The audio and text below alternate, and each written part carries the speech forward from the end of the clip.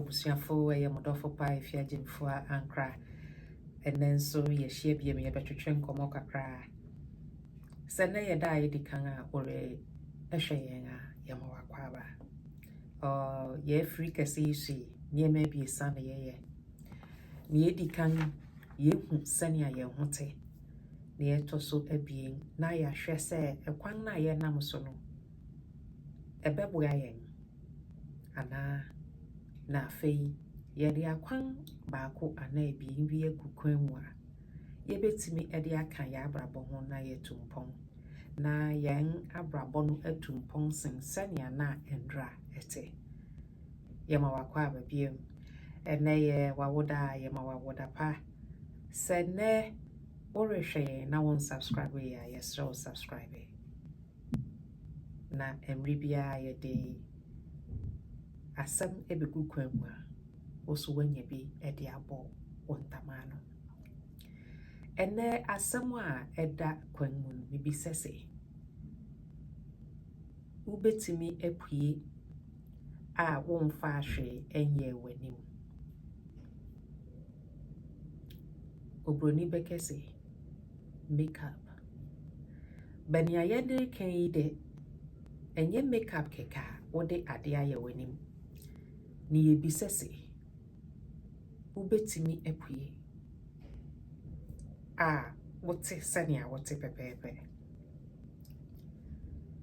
se wankasa wuyi esu ebi efi w'anim a wankasa wobetimi ahwe w'anim ana na wo ho so bebisa wo se den wo ho bekeka awu anaasa wo ho beje watum ana wo ho bedwuru efise mmiri bia no wo hye ade foforo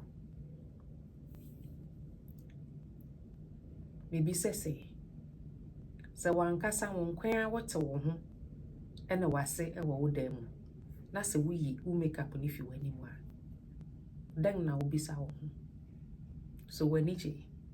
so wo bisa wo ho nsem mfua abien ana abiesa bi utimi bisa wo ho se ochena metimi apue afi mi dan mu a memfa ahwe yen kan manim ye ana bio ni ayeka no enye ne se wabɔ ponso ana wode lipstick akeka wanim na mmom bibi sese wankasa wo ye hena eya asori bi na wokɔ na ereka kire wuzi se ne sese wote ana esese woda usuban bi adi ana se usuban na nkasa no ehintawo se wutimi tenase na wuyi ade na wode ahye w'anim na wankasa wode nye wo ho de a ene na mene ameka ne se ma amansan ehu se ne awote woye adwumapanyin woda asori bia no woda ku bia no a se wanhye wo ho so antena wankasa wosu ne wo ban ne so na se wodi pu abonten a wobehu den enti se woye oberemo se woye obio oso makeup no hyebi makeup no hyebi enti se woye obi a open keka mu bebre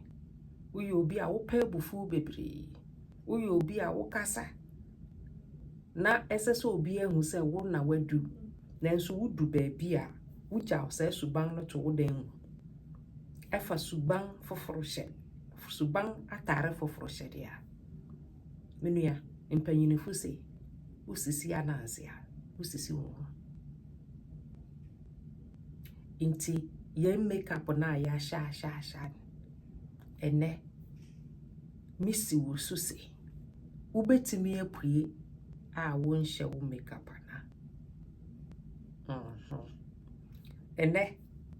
sa mansen hu sane awutiri hote a wanfa wig ankata so ya ye begwan anase ye hu nipasu a woye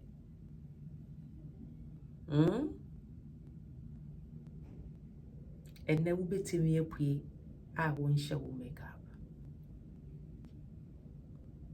so ubetimi a nene yen nipasu ene honhom akwantu ayetu no wadu se wuntimi mpue a wonfa afesu bi enye wani mudia ene na wo kwantwa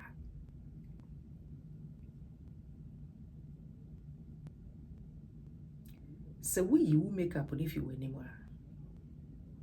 omba a won wante obehu se ne wanfa sa afesu na anhye wani mu a odofo a won nete obehu anase obegyawo efi se wuhunahuna se wusuban nankasa ehintaw na wahye fesu bi di akata animu no se suban nankasa epua nipa begwan anase wobobo agye wuso mibisa se wankasa wakoma toyem